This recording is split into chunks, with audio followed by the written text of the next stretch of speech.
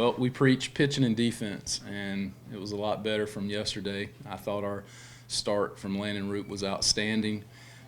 You can't ask for more.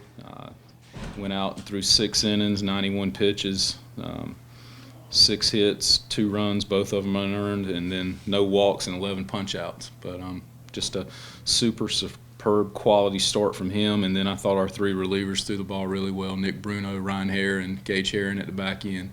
And that one inning where we had a few runners on and we got the pick off from the mound, and then the back pick from Suggs was outstanding. But just the pitching and defense was the key tonight. And then that one inning where we had a couple timely hits, got Noah to lead off the inning, and then Cole with a double, and then Brandenburg with the triple. And all the runs were scored in one inning. The third inning they had 2, we had 3, and that was enough for the night.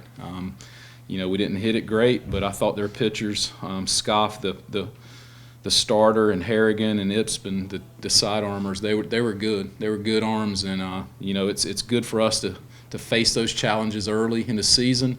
But the starter was really good, and those side armors aren't the easiest to hit all the time. But we did just enough tonight. But the pitching and defense was really, really outstanding.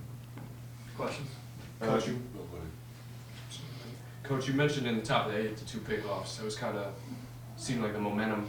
You guys were able to get it back, runners on second, put some guys on base. Yeah. Tell me how important that was really for you guys in the last few innings to kind of get that. I mean, when you're in a 1 or 2 run ball game and they get runners on, you got to be ready to make plays. And Ryan had an outstanding move to first base, and their guy was leaning a little bit, and just we felt like there was a chance for them to maybe try to do something.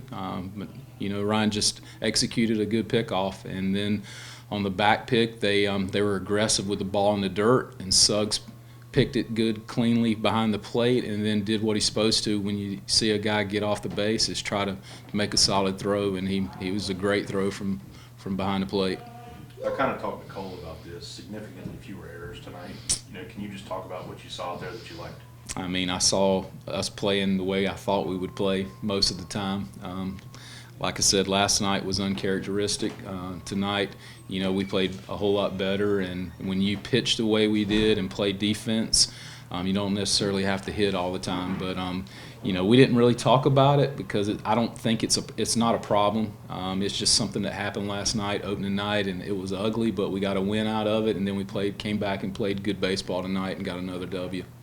You mentioned you guys got the win. That's 1-run wins now for you back-to-back games. Tell me how important that is for you guys, because last year it seemed like those games kind of got away from you guys. Yeah. How important is that to get those early? I mean, it's good to kind of be put in those situations early in the season, and guys have to come in and know their roles and handle, tight pressure-packed situations in games. But, it's good. I would prefer it to be a little spread out as a coach, but, I think it's good for us to go ahead and get that experience in tight games early.